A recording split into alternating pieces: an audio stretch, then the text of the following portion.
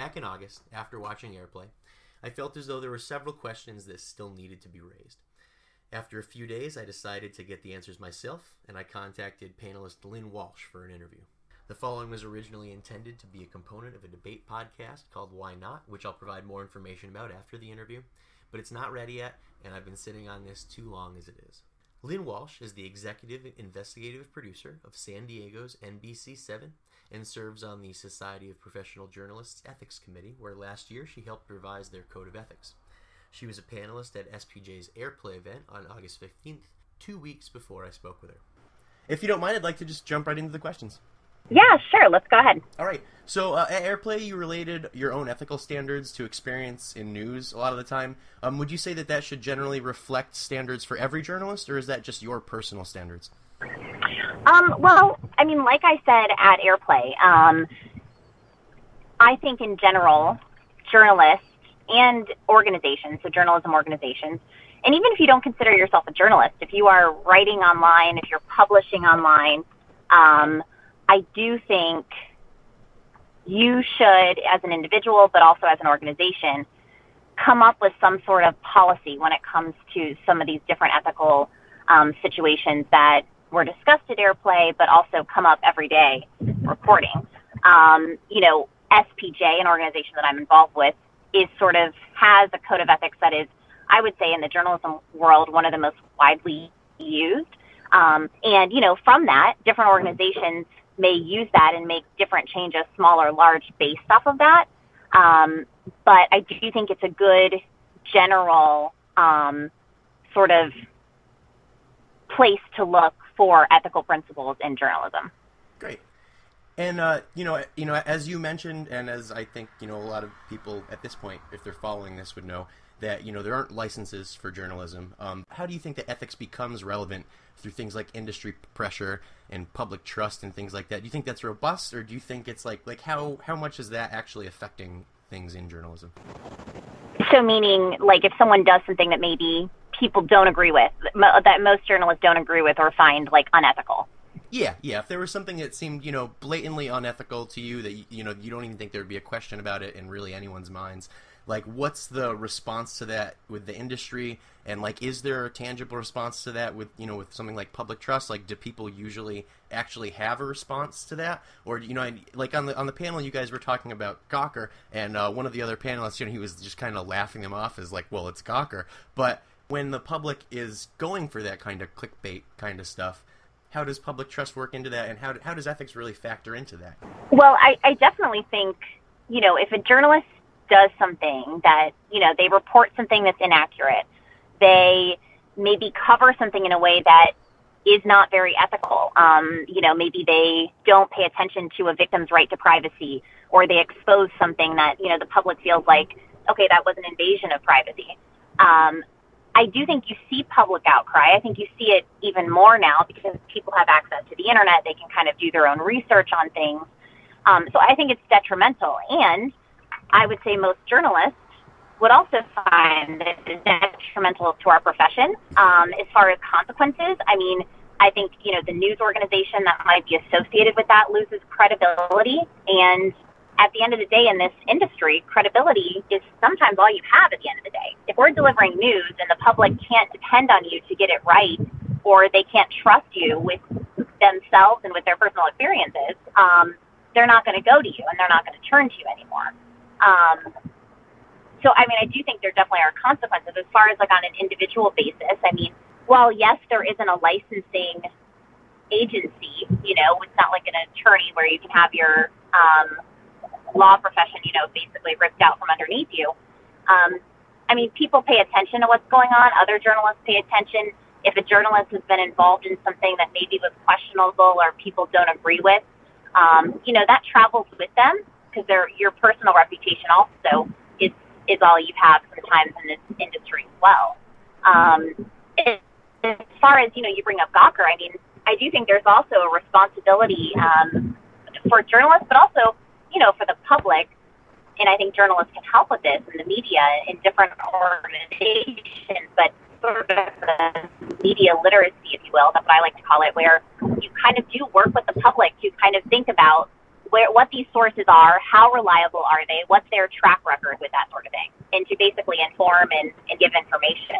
And next, I just had a few specific questions. You know, I know they had there was a lot of ethical topics that got brought up in the context of Gamergate, and there wasn't an opportunity to really address them all at Airplay. And I'd just like to bring up a few of those individually that I just like to see if you think they're ethical or not.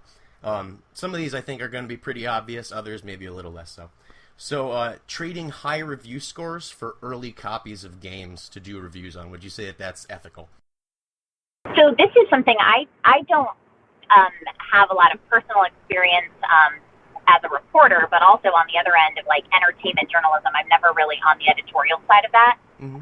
So I can't really talk to specifics about if this is an industry-wide, if that's kind of something that happens a lot. I really don't know. But to me, if I look at it as, you know, the journalist and also as the person on the other end, so as the consumer, if that was happening, so if someone was receiving a free game or early access to a game in exchange, or that the promise was, or if a promise was made for a good review or good coverage of the product, I would say that should be disclosed.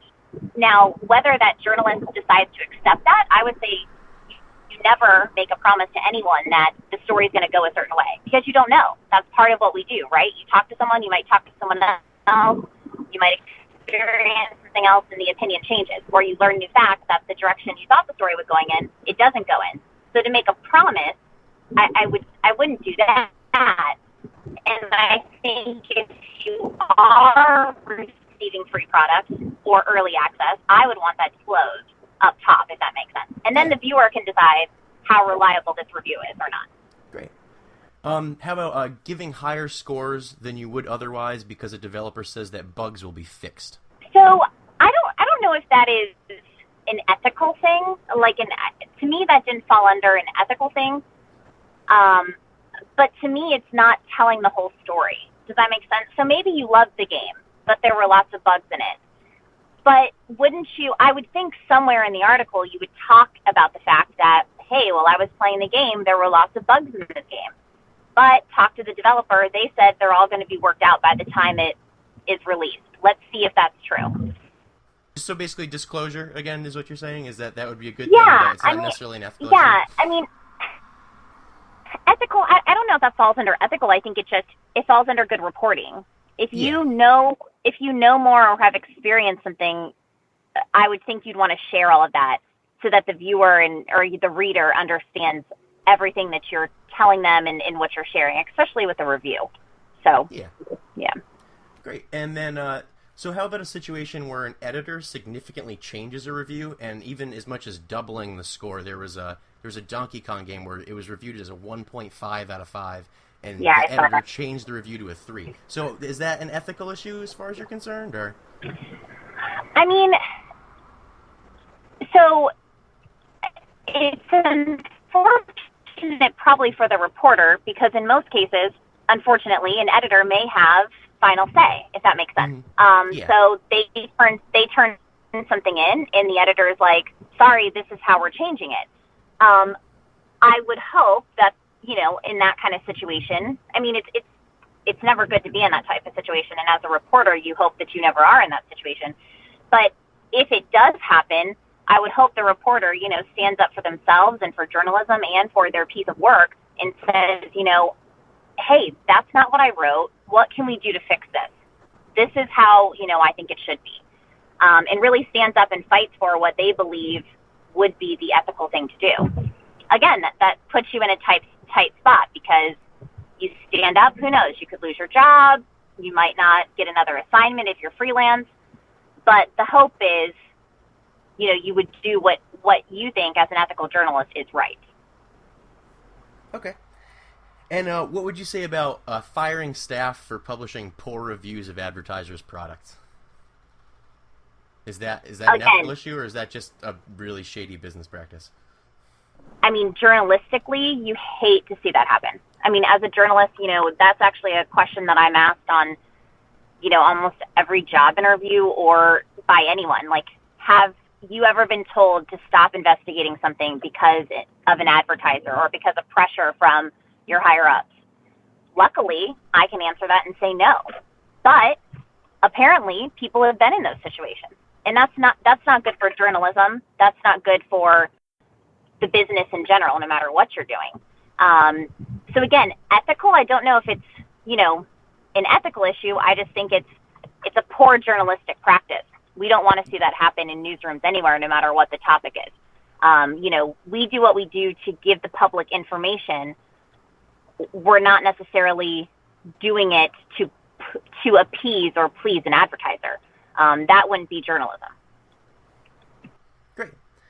And the last point on this particular subject is the Games Media Awards. I don't know if you saw anything about that. Basically, it's sponsored by games media outlets. Developer PR departments are giving awards out to games media journalists. Well, how does that strike you? I did not actually have a chance to read that. Say that again. Okay, so the Games Media Awards, they're sponsored by games media outlets, so there's, sponsored by the different media publications. Mm-hmm. And they consist of game developer PR departments giving awards to game journalists. I mean, I think that there actually was an article that just came up recently, I think, about Planned Parenthood giving out awards to certain journalists for their coverage of different types of stories that might pertain to Planned Parenthood. And an article actually raised this very question. I mean, I don't think it would be unethical to accept that award, but I mean, I guess, what kind of weight does it hold? I mean, if I'm a journalist, personally, I'm going to care more, I would think, in my opinion, about being recognized by fellow journalists or with a prestigious journalism award. Is that award from a gaming developer really that prestigious? I don't know. To me, it would seem like, a good thing to maybe tweet out, a good thing, that might look good or get you some more Twitter followers, but I don't know if it's the most prestigious thing that's going to be something I am very, very proud of. Does that make sense? Yeah. I mean, yeah, I don't think it's unethical to accept it because, but again, it's like how much weight does it carry? Do you think it's unethical to host it or to be part of the selection process or any of that? Well, I mean, if you personally have a stake in any of the people involved, you have a personal relationship with any of the people nominated, no, I don't think you should be taking part in, picking the people. I mean, that's a conflict of interest type thing. Same thing that would be with picking a story. Okay. So now I wanted to touch on Game Journal Pros a little bit. And again, some of this may be not necessarily ethics, but just good practices. Some of it may not be so much journalistic, but more general ethics. So what about the mailing list itself? Just this mailing list that consists of, journalists and editors-in-chiefs talking about industry, specific industry situations. What's the situation with that? Is that ethical? Is it just a bad business practice? I mean, so not having been on these lists and not knowing exactly everything that was talked about, every day, I mean, if you are a journalist and you are asking, let's say you're a data journalist and you're asking someone a question about data that you have and how to best decipher it, and you're asking another data journalist expert. I mean, to me, that type of thing is you going sort of above and beyond to make sure, and to get other people's opinion to make sure, okay, I'm doing this the way that people that are the experts in my industry feel would be appropriate. So I'm doing what's best for the public. I think that kind of checking, that kind of advice, that kind of let's kind of see what other people have done in these situations. I don't see anything wrong with that. I think then the problem comes into play is if you're then, after you hear the consensus, being thwarted or changing your opinion because you're scared or you feel influenced by what they were saying. Does that make sense?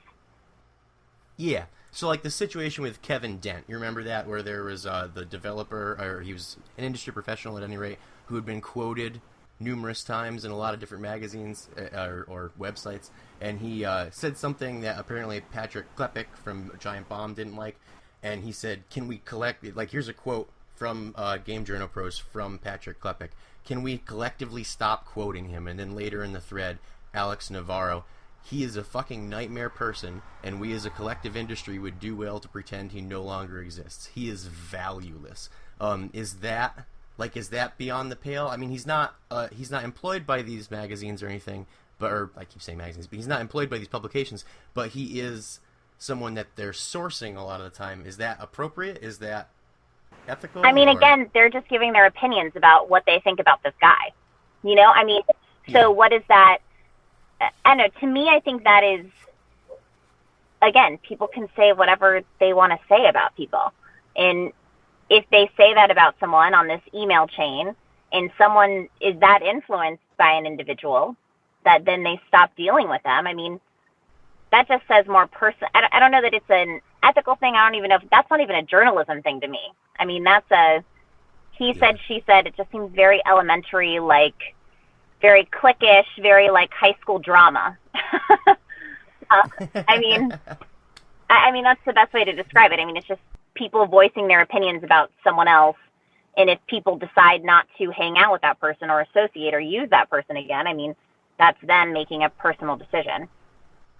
Okay, so that wouldn't be an ethical. Yeah, I don't think so. And when this was brought up at Airplay, to me it was just interesting because you don't really see. I think it was brought up in the sense that it was changing what stories people were covering and how they were covering it, and that's just something that you just don't tend to see in the journalism community, because people don't necessarily want to do what the publication next door is doing. They don't want to do what the channel across the street is doing. They want to find a unique way of covering it. They want to tell the truth, but do it accurately and do it in a unique way. So you're not normally going to see that. I mean, I've never experienced that. So. Well, it's one of the things, you know, when I was reading a lot of this stuff, somebody brought up at the panel, I don't remember who it was, but they brought up that, you know, some of these other kind of review journalist things, there's some issues like that they've heard of there as well. Is the review journalism like a really significantly different world than everyday news or, you know, like investigative journalism? Yeah, I mean, since I don't have any experience as a reviewer or even working with reviewers, I can't tell you if it's different or if it's not different.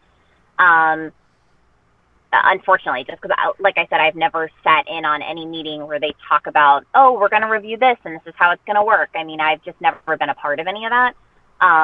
Yeah. So, I mean, I like to think that if you call yourself a journalist and you're reviewing a magazine or you're reviewing a new book, that you're using ethical standards that are kind of across the board in journalism. But, yeah. Okay. And now this situation with Alistair Pinsoff, that's a little bit different. You know, he exposed this fraudulent Indiegogo campaign, and in the process he outed a trans woman because the surgery that the Indiegogo campaign was actually funding was their sex reassignment surgery. So Yanir Gonzalez, the owner of Destructoid, is pressured by Game Journal Pros to fire him, and then Dale North later on in the mailing list discourages other editors-in-chief from hiring him via Game Journal Pros. Here's a quote from Dale North, the editor-in-chief of Destructoid. "I can't tell you what to do, fellow editors-in-chief, but I can advise you on what you shouldn't do. Industry friends have informed me that a certain problem child has been reaching out to some of you." And later on in the thread, it's very much, you know, confirmed that they're talking about Alistair. Do you see that as a problem? Is that like, does that tantamount to blacklisting, or is that less serious, or? I mean, so to me, this is not about journalism. It's not about even the gaming world. I mean, I think if you went into any industry and someone maybe did something that someone didn't like, you could probably find examples, no matter what industry you're in, where someone tries to maybe not let them get a job, to maybe reach out. If someone reaches out to them and they ask for a recommendation, and this person may be like, you know, they're an okay person, but because I saw this online, this would be my opinion. I mean, to me, like, that's not a game. That's not specific to gaming. That's like that's the reality of the world we live in. You know, I mean, yeah. people can say these things, people can do these things, people can get petitions started. I mean, you see it happen all the time. So, I mean, talking about it being ethical, unethical, talking about it being specific to gaming, I just don't really see that as being an issue. That's a bigger issue that has nothing to do with gaming, that has nothing to do, in my opinion, with blacklisting, as you call it. I mean, I think you see it happening, unfortunately, more than we probably even know. So you think it's a problem, but it's a problem that's more or less ubiquitous? Yeah, I mean, yes. I mean, is it to be blacklisted? Like, yeah, that would be terrible. To feel like you're being blacklisted, that would be terrible. You know, would I start a petition like that? I wouldn't, but then that's just me as, like, a person. Yeah. So I think it's not, again, I don't think it's a gaming issue. I think it's the world we live in. Unfortunately, it happens. Doesn't make it right, but I don't think it's specific to gaming, and I don't think it has anything to do with journalism at all. Yeah. Okay, so it's just more of a general industry thing that happens to be affecting maybe because I think a lot of the stuff with Gamergate, it's not necessarily specific to gaming. I think that that's just where it came up and where the people who had their attention drawn to it through that have looked at it. You know what I mean? Right. So it seems to me like it's a general, because a lot of it looks like it's, you know, it's this use of, they're talking about ethics, but it's not always, like you're saying, you know, it's not always exactly an ethical issue. So it's kind of like a fledgling understanding of the intricacies of journalism and looking at the bad things about it that we would all agree on. Well, I would say, yes, I agree with you, but I think it's not even journalism. It just so happens that these people are working as gaming journalists and it's happening. Like I said, I think if you go to a hospital, if you go to a school, I mean, these are all small communities. I mean, journalism is a small world. You know a lot of the same people. The education world, small world. You know a lot of people. You make a mistake at one university, you might have a hard time getting a job at other places because people might be, as, you know, this has kind of been quoted as, blacklisting you. I mean, so I think what's important with some of these is to just think that while, yes, it may have happened to a gaming journalist or in the gaming world, it's not specific to that. I think these are just world in, you know, social issues that happen. And to make it specific or to try to find, you know, was it ethical, was it not ethical? I mean, I think it's just people deciding to do what they want to do, whether right or wrong. I mean, that's kind of what a lot of this comes down to. Yeah, people just acting in their own interests on one side or the other, basically. Right. Well, it's interesting. Did you have any other thoughts to add on the subject? I don't think so. I think that's it. You know, again, the review issue, and again, since I'm not someone who has had a lot of experience with that, I think in general, what always is a good practice is just full disclosure. So if I'm going to go review a play and I get free tickets out of the, you know, and then I review it, I think saying, you know, hey, they gave us a free pass so I could review this, just saying that. And, you know, can someone for a $15 ticket or a $40 ticket to a play, like, put their opinions, or will that influence their decision? I like to think people can put the $40 out of their mind and, you know, look at the play and watch it as if they did pay for it. But just disclosing in any way, I think, is always just the best practice, as much as you can. Great. Well, thank you very much for joining me tonight. You know, it was great to hear you on the panel, and it was great to talk to you tonight, and I appreciate your input. No problem. Sorry for the issues with my Skype. Oh, that's okay. Okay. Well, have a good evening. Thank you. Thank you. Have a good one. Bye. Cheers. All right, so that concludes my Airplay follow-up interview with Lynn Walsh. If you enjoyed this interview, please consider checking out the upcoming debate podcast, Why Not? Why Not is a different sort of debate show. Instead of taking turns banging away at one another's opinions under the pretense of trying to convince someone to change their minds, we take a different approach to disagreement. Each episode, I'll moderate a discussion in which two people who strongly disagree with one another on the controversial topic in question attempt to discover why they disagree with one another, rather than convince one another to change their positions. The point of the show is not to show that you're right, but to come to an agreement on what exactly it is that you really don't agree on. If you're interested in participating in such a discussion or have some ideas for topics, feel free to contact me or leave a comment below.